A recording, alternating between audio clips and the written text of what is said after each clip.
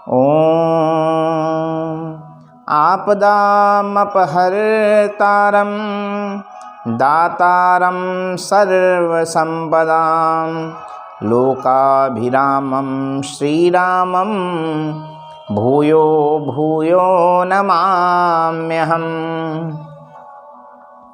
मित्रों, आप सबका स्वागत है अपने इस YouTube चैनल पर।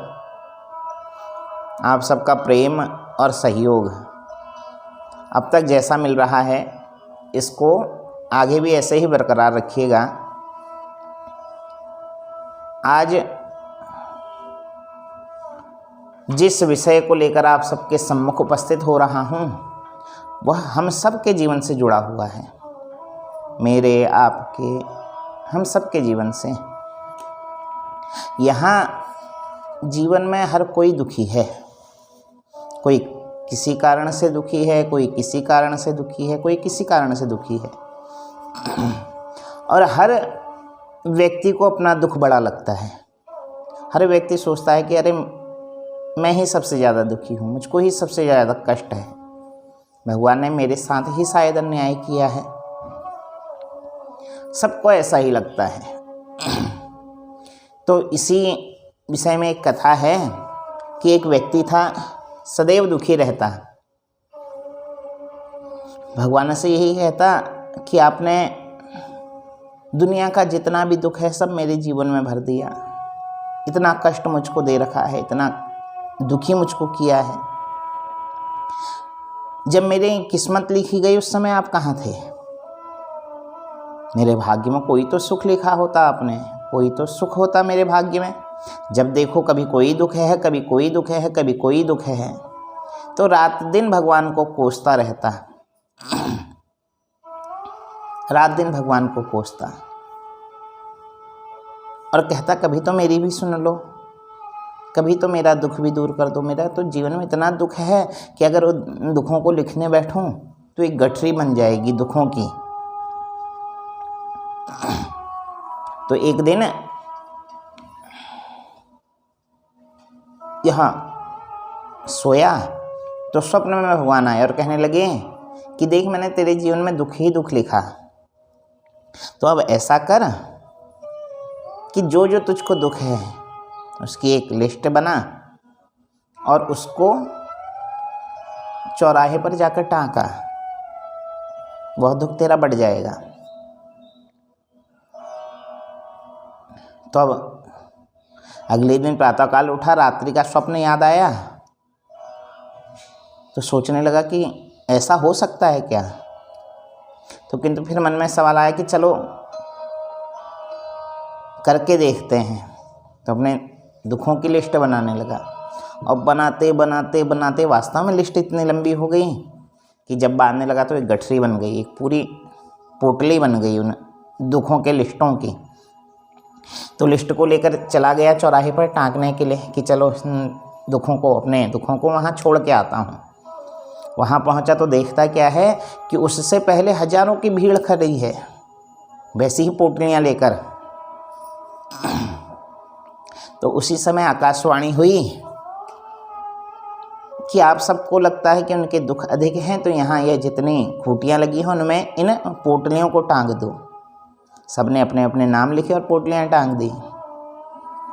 उसके बाद पुनः आकाशवाणी हुई कि अब आप अपने दुख एक दूसरे के दुख से बदल सकते हो। जिसको लगता है कि उसके पास ही सबसे अधिक दुख है, दूसरे के पास कम दुख है, तो वह कम दुख वाली पोटली लेकर अपने घर को जा सकता है, दुख बदल सकता है। तो सब इधर उधर दौड़ने लगे, देखने लगे कि कौन सी पोटली हल्की है, कौन सी पोटली में कम दुख है। तो अभी भी सोचने लगे कि चलो कोई कम पोटली को पकड़ा जाए और अपने घर को चला जाए। किंतु देखता क्या है कि हर पोटली का वही हाल है, हर पोटली भरी हुई है, क्योंकि हर व्यक्ति दुखी है, सबको अपना कष्ट अधिक लगता है, तो सबने लिस्ट बनाई है। तो अब यह सोचने लगा, मन में भय भी हुआ कि कहीं दूसरी पोटली में मेरे से अधिक दुख वाली पोटली मेरे पास आ गई तो कैसे जीवन कटेगा, क्या जीवन में मैं करूँगा। तो सोचने लगा क्या करूं। अंत में निर्णय लिया कि चलो अपने ही दुख वाली पोटली लेता हूं, क्योंकि पता तो है कि जीवन में क्या कष्ट है। अब कहीं कोई दूसरी पोटली ले ली और अधिक कष्ट जीवन में आ गया जिसको मैं सहन ही नहीं कर सकूं, क्योंकि जो मेरे पास है उससे भी तो कम वाले लोग हैं। जितना मुझे परमात्मा ने दिया है उससे भी कम वाले हैं जिनको वह भी प्राप्त नहीं है। तो अब यह बात इसकी समझ में आई, तो अपने दुख की पोटली उठाई और अपने घर को चलाया और भगवान से कहने लगा कि वास्तव में आपने बहुत कुछ दिया है। यह तो हम सब लोगों का देखने का नज़रिया है। हम केवल अपने से अधिक वाले व्यक्ति को देखते हैं, अपने से कम वाले को तो कोई देखता ही नहीं। कई व्यक्ति इसलिए दुखी हैं कि उनके पैर में जूते नहीं हैं, किंतु वो यह नहीं देखते कि कई व्यक्ति तो ऐसे हैं जिनके पास पैर ही नहीं हैं। कल ही मैं एक वीडियो देख रहा था लता मंगेशकर जी का, स्वर्गीय श्री लता मंगेशकर जी का। तो किसी ने पूछा कि आप अगले जन्म में क्या बनना चाहती हैं, तो उन्होंने कहा पहले तो अगला जन्म ही ना हो,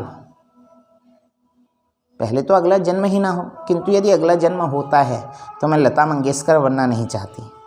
देखिए, हम सोचते हैं कितना सुख है, धन भी है, प्रतिष्ठा भी है, समाज में सम्मान भी है, किंतु उसके बाद भी जीवन में कुछ ना कुछ तो दुख होगा, जीवन में कुछ ना कुछ तो कष्ट होगा, जो वह कह रही हैं कि मैं अगले जन्म में फिर लता मंगेशकर बनना नहीं चाहती हूँ।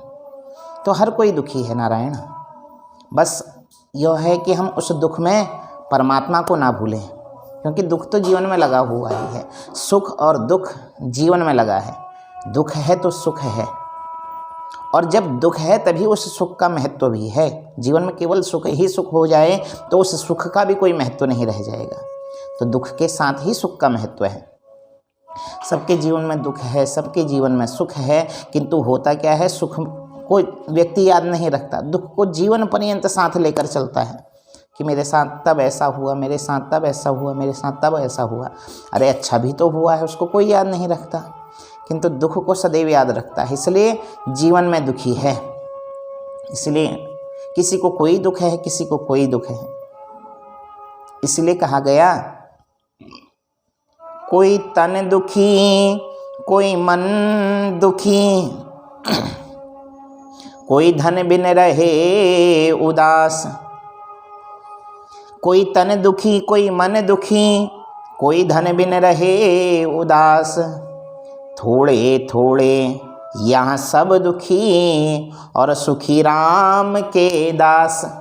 कि यहाँ तो सुखी वही है जिसने परमात्मा को पकड़ा हुआ है, अन्यथा सब दुखी हैं। किसी को कोई दुख है, किसी को कोई दुख है, किसी को कोई दुख है। दुखालय तो इस जगत का नाम है, मृत्यु लोक है, जो आया है उसको जाना है, तो दुख ही दुख है यहाँ। कहते हैं जीवन में सुख और दर्पण में मुख होता नहीं, केवल दिखाई देता है, केवल दिखाई दे रहा है। हम दूसरे को देख के सोचते हैं अरे कितना सुखी है, अरे यह तो कितना सुखी है। किसी के पास थोड़ा धन आ गया, अरे यह तो बहुत सुखी व्यक्ति है, किंतु उससे पूछिए ना तो वह अपना रोने लग जाएगा। उससे पूछिए कभी तुझे कोई जीवन में दुख है, तो अपना रोने लग जाएगा कि हाँ मेरे पास यह नहीं है, मेरे पास यह नहीं है, मेरे पास यह नहीं है, या इस चीज़ का दुख है, इस चीज़ का दुख है। तो हर कोई दुखी है नारायण, किंतु उस दुख में भी हम उस परमात्मा को ना भूलें। अच्छा, सुख क्या है? परमात्मा की कृपा। जीवन में यदि सुख आ रहा है तो समझना चाहिए कि परमात्मा की कृपा हो रही है, और दुख है उस परमात्मा की इच्छा। जीवन में यदि दुख आ रहा है तो उसको भी परमात्मा की इच्छा समझकर ग्रहण करना चाहिए। तो जो जीव इस प्रकार से इस जीवन को जीता है, क्योंकि जीवन तो जीना ही जीना है, जीवन तो चलने का नाम है, तो चलना ही है। तो जो इस भाव से चलता है कि सुख है भगवान की कृपा और दुख है भगवान की इच्छा, जो इस भाव को लेकर चलता है वह सदैव परमात्मा का चिंतन, ध्यान, मनन करता रहता है। तो इस कामना के साथ इस संसार में जीव को रहना चाहिए। सुख में भी भगवान का धन्यवाद हो, दुख में भी परमात्मा का आभार हो कि हाँ दुख आ रहा है तो कोई बात नहीं, कल को सुख भी तो आएगा। रात्रि के बाद ही प्रातः होती है, यदि रात्रि ही ना हो तो प्रातः कैसे होगी? प्रातः जब रात्रि होगी तभी प्रातः होगी। तो दुख है तो जीवन में सुख भी अवश्य आएगा। क्षणिक सुख तब भी आएगा। तो सदैव परमात्मा का धन्यवाद जीवन में होना चाहिए। तो इसी कामना के साथ यदि कभी कोई कष्ट आए, जीवन में दुख आए, तो उसको भी परमात्मा का ही आशीर्वाद मानकर उसको ग्रहण करना चाहिए और परमात्मा को उसमें भी आभार व्यक्त करना चाहिए कि इस दुख को सहने की भी शक्ति आपने हमें दी है। तो ऐसे जीवन हम सब यापन करें। कल किसी नए प्रसंग के साथ किसी नई वीडियो को लेकर आप सबके सम्मुख उपस्थित होऊंगा। तब तक के लिए आज की राधे राधे, जय श्री राम, हर हर महादेव।